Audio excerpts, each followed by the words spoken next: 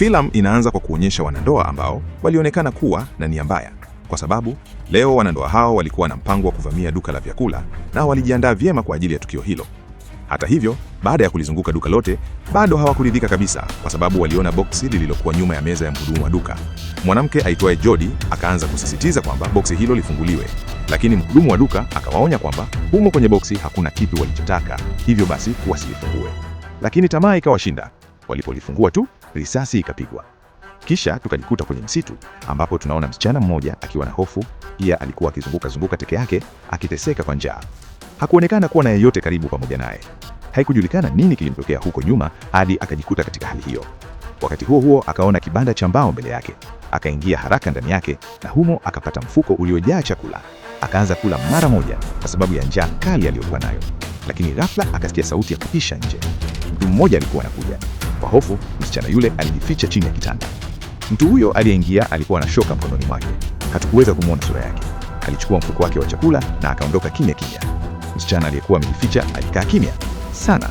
Baada ya muda kupita, akaamua kutoka ili aondoke sehemu hiyo. Alipotoka nje akaanza kukimbia, lakini ghafla akakutana na mtu yule yule mwenye shoka. Jina lake aliitwa Tom. Lakini badala ya kumdhuru, Tom alimsaidia. Msichana yule akaomba msamaha kwa kuchukua chakula chake, kwani alikuwa hajala kwa siku 2. Akamweleza kwamba gari lake liliharibika njiani na mumewe alienda kituo cha mafuta kilicho karibu kutafuta msaada, lakini hakurudi tena. Kwa bahati mbaya, gari la Tom nalo lilikuwa limeharibika, naye alikuwa amekwama hapo kwa siku 3. Kusikia hivyo, mwanamke akaanza kuwa na wasiwasi, akasema lazima aende kumwangalia mumewe, huenda amerejea. Tom akaamua kwenda naye, lakini hawakumkuta mtu yoyote. Waliacha ujumbe na wakachukua nguo baadhi, kisha wakarudi kwenye kibanda kile kile. Usiku ulipowadia, baridi ikawa kali sana. Hivyo Tom akamwambia ajifunikie blanketi alilokuwa amelileka kutoka kwenye gari. Lakini Tom hakuelewa ni kwa nini mumewe alimwacha mkewe peke yake msituni, kwani angeweza kwenda naye kwenye kituo hicho cha mafuta.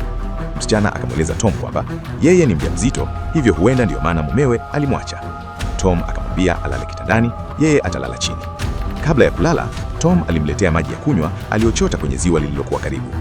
Ajabu ni kwamba kesho yake aliporudi pale kwenye ziwa hilo halikuwepo tena.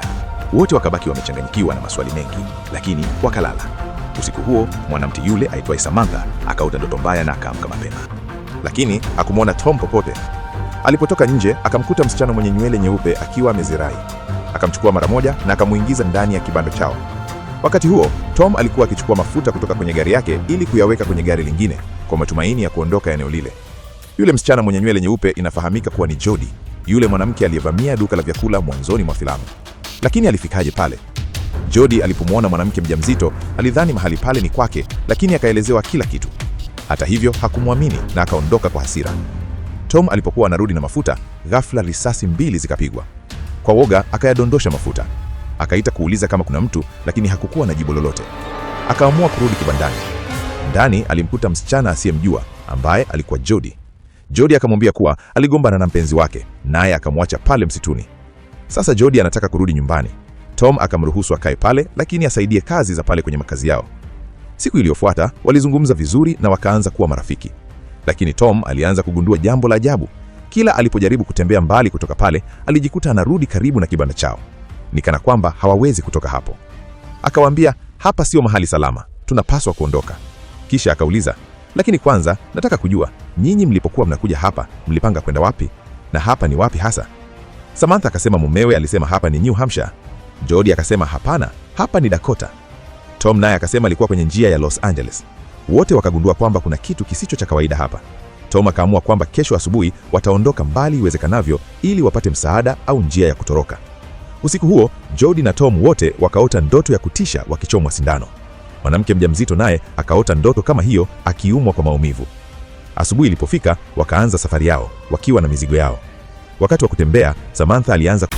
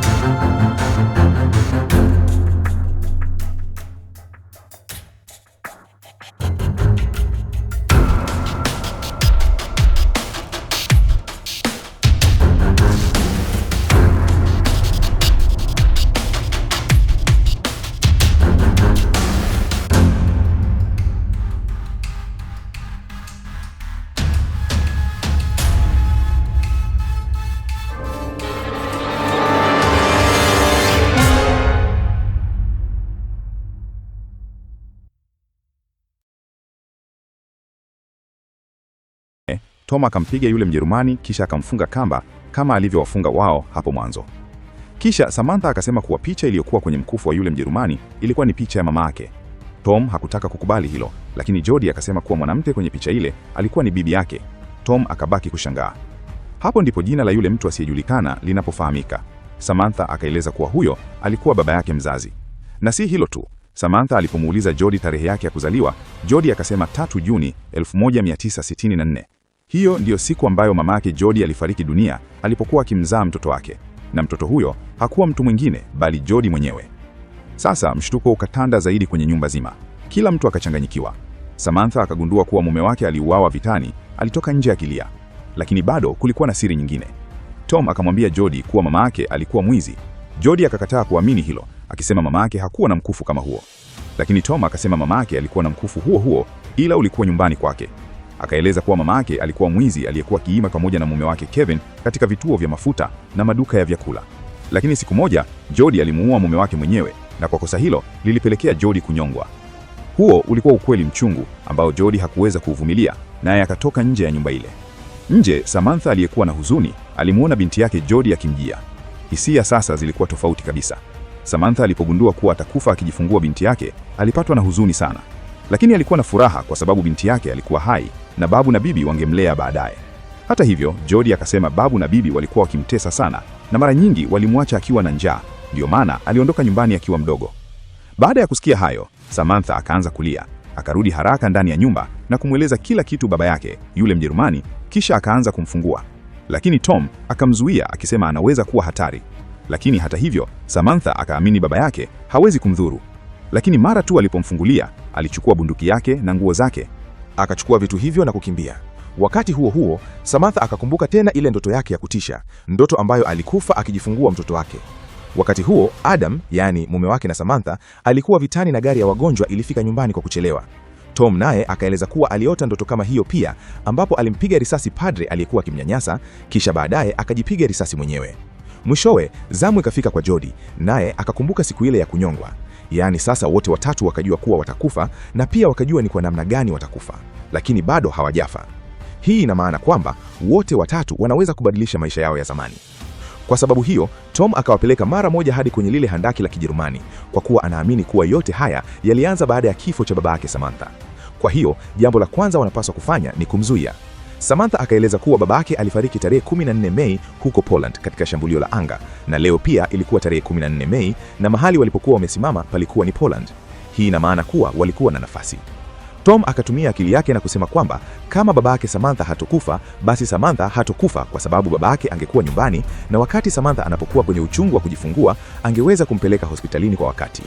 Basi Tom akaondoka haraka kumtafuta baba yake Samantha, ambaye alikuwa akijaribu kuwasiliana kupitia redio ndani ya nyumba ile. Lakini redio ilikuwa imeharibika. Samantha akamwambia kuhusu shambulio la anga, lakini hakumsikiliza hata kidogo na akaanza kukimbia. Tom akajaribu kwa nguvu zote kumzuia, lakini katika mchakato huo kosa kubwa linatokea. Baba yake Samantha anafyatua risasi na risasi hiyo inampiga moja kwa moja Jody. Baba yake Samantha akakimbia, kisha Samantha na Tom wakambeba Jody aliyejeruhiwa na kumrudisha ndani ya nyumba. Tom akaingiwa na hofu kubwa kwa sababu kama Jody atakufa, basi yeye mwenyewe hatozaliwa. Akasema lazima afanye kila awezalo kumzuia. Akisema hivyo, akaondoka tena kwenda kumkamata babake Samantha. Kwa upande mwingine, Samantha anafanya kila juhudi kumweka binti yake hai. Ndiyo maana Mungu hajawahi kumpa binadamu uwezo wa kuona maisha yake ya baadaye au yaliyopita, kwa sababu angeanza kuingilia uumbaji wa asili na matokeo yake yangekuwa mabaya sana. Tom akamkuta baba yake Samantha, lakini kila mara alipojaribu kumshika Mjerumani, alifanikiwa kumtoroka mikononi mwake. Hata hivyo, Tom akagundua jambo moja: haijalishi watakimbia hadi wapi, ila kila mara watarudi karibu na ile nyumba. Hivyo basi, Tom akaamua karudi nyuma alikotoka, ambapo sasa wakakutana ana kwa ana. Ghafla baba yake Samantha akampiga Tom risasi mara nyingi, lakini hakupatwa na risasi hata moja, kwa sababu uwepo wa Tom unaanza kutoweka. Kwa sababu ya kifo cha Jody, kadiri roho ya Jody inavyouacha mwili wake, ndivyo Tom naye anavyozidi kupoteza uwepo wake. Hatimaye wakati unafika ambapo Tom akatoweka kabisa, kwa sababu Jody alikufa. Samantha sasa akajawa na hasira kubwa dhidi ya baba yake. Akaamini kuwa kwa matendo yake si tu ameharibu maisha yake mwenyewe, bali pia ya vizazi vijavyo. Baada ya yote hayo, hatimaye baba yake Samantha akaamini maneno yao. Lakini sasa walikuwa wamechelewa sana. Ndege za Urusi zikaonekana angani na wote wawili wakaanza kukimbia, lakini mabomu tayari yameanza kudondoshwa. Samantha akaumia, lakini lakini baba yake akamchukua na kumpeleka ndani ya handaki. Polepole uwepo wa Samantha nao ukaanza kufifia, kwa sababu baba yake aliokoa maisha yake na hakufa wakati aliyopaswa kufa awali. Yaani sasa kila kitu kingekuwa sawa, lakini bado kuna jambo moja ambalo halijabadilika. Ni lipi hilo? Tutalijua baada ya muda mfupi. Tunarudi tena kwenye wakati ule ule ambao hadithi ilianza, lakini safari hii mambo yamebadilika sana. Jody akaenda tena kwenye duka lile la vyakula, lakini sasa akiwa katika hali tofauti, akiwa msichana tajiri na aliyesoma. Lakini alipotoka nje, akamwona Kevin akiwa na mpenzi wake mpya, wakijiandaa kufanya uhalifu ule ule. Hii ina maana kuwa Tom hatazaliwa kamwe, kwa sababu Jody na Kevin hawakuwahi kukutana. Na yote haya yalitokea kwa sababu Samantha bado ipo hai, jambo tunaloliona katika tukio linalofuata, akiwa ameshika majivu ya baba yake ambayo aliyazika kwa heshima mwaka 1964. Kisha tunaona tena lile duka ambako mpenzi mpya wa Kevin, Amelie, akiiba kila kitu, lakini tamaa yake haikutosheka. Macho yake yakatua kwenye sanduku lililokuwa nyuma ya mhudumu wa fedha. Akadai lifunguliwe, lakini mhudumu akamwonya, akiingia ndani hakuna kitakachoweza kurekebishwa tena. Lakini hakusikiliza. Risasi ikalia, na hapo ndipo hadithi ikafikia mwisho wake. Marafiki, huu ni msimuliaji wa hadithi wa kipekee sana, unaochanganya na kuzungusha akili kabisa. Hadithi imekuwaje? Tafadhali tuambie kwa kuandika maoni yako. Tutaonana kwenye video inayofuata. Asante sana kwa kutazama.